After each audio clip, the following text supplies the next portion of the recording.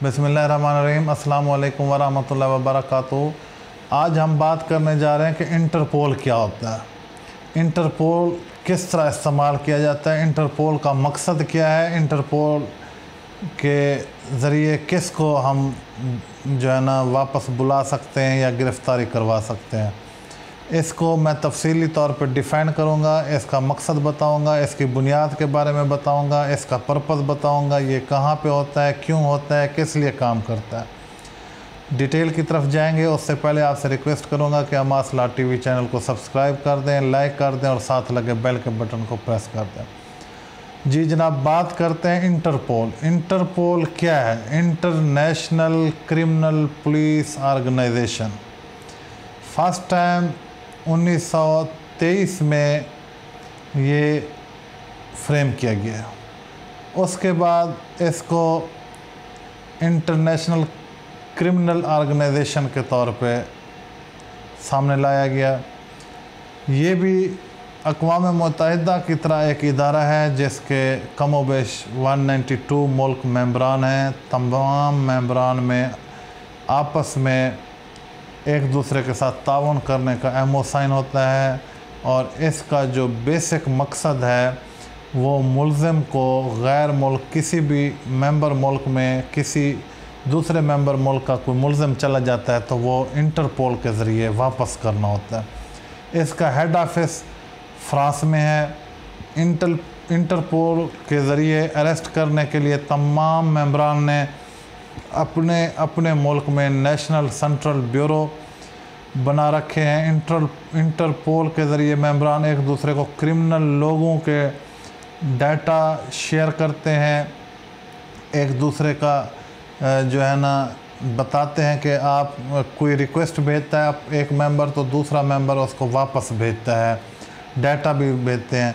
Interpole में 7 किस्म के नोटिस होते हैं और इंटरपोल के फ्रांस हेड ऑफिस के अलावा 7 छोटे ऑफिस हैं जो मुख्तलिफ मेंबरान ममालिक में हैं। नोटिस के अंदर मालूमात और क्रिमिनल काम के बारे में बताया जाता है और ये 7 कॉमन नोटिस हैं। 8वां जो है वो कभी कभार इस्तेमाल होने वाला नोटिस है। अब आपको नोटिस का बताऊंगा कि कौन सा नोटिस किस लिए होता है और उसका नाम क्या है। सबसे पहले नंबर पे रेड नोटिस है।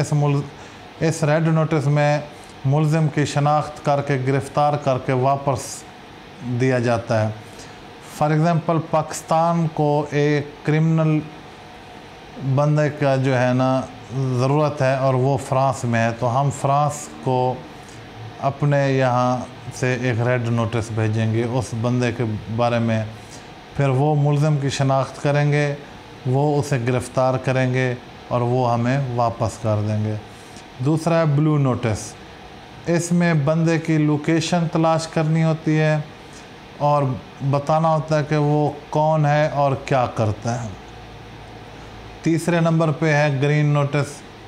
उसमें ये बताना होता है कि ये बंदा वहाँ पे क्या एक्टिविटी कर रहा है।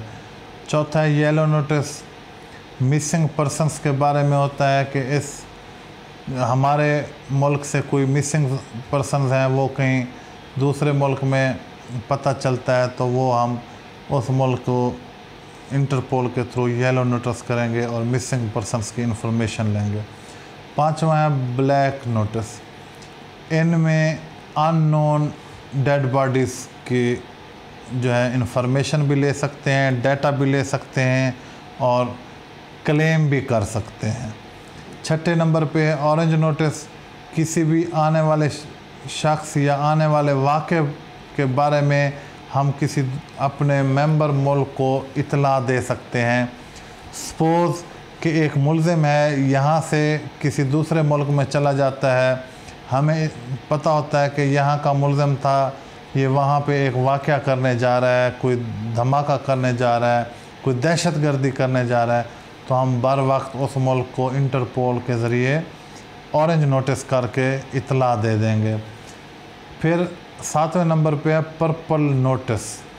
किसी भी क्राइम के अंदाज को बयान करना और तरीक़े वारदात के बारे में आगाह करना। सपोज़ अमेरिका में 7/11 हुआ, उसने अपने ख़दशात का इज़हार किया। उसने अपने इंटरपोल मेंबरान को बताया कि यहाँ पे इस तरह का क्राइम हुआ, उसका अंदाज़ ये था, तरीक़ा वारदात ये थी, आप अवेयर रहें, हो सकता है इन फ्यूचर आपके साथ भी ऐसा हो सकता है। तो ये था पर्पल नोटिस। अब 8वां नोटिस है जो अक़वाम मुत्तहिदा की तरफ से ख़ास मौके पे ख़ास ज़रूरत के मुताबिक दिया जाता है। अब इंटरपोल के जो कवानीन हैं उसमें एक बड़ा अजीब व गरीब पॉइंट है जो अमूमन जिसकी आड़ में बहुत बड़े बड़े सियासतदान एक अपना मुल्क छोड़ के दूसरे मुल्क में जाके बैठ जाते हैं और उस कानून का जो है वो नाजायज़ फ़ायदा उठाते हैं। इंटरपोल के कवानीन में सियासी इंतकाम का निशाना बनने वाले शख्स को वापस नहीं किया जाता। ये बहुत बड़ा अलमिया है।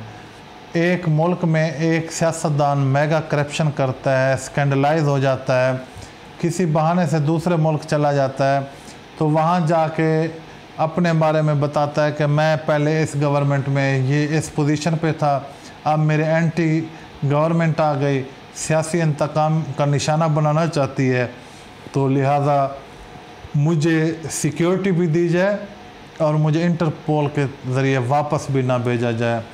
तो वो सियासी इंतकाम बनने वाला जो शख्स है वो इंटरपोल लॉ के मुताबिक वापस नहीं किया जाता। ये बहुत बड़ा लम्हा फ़िक्रिया है।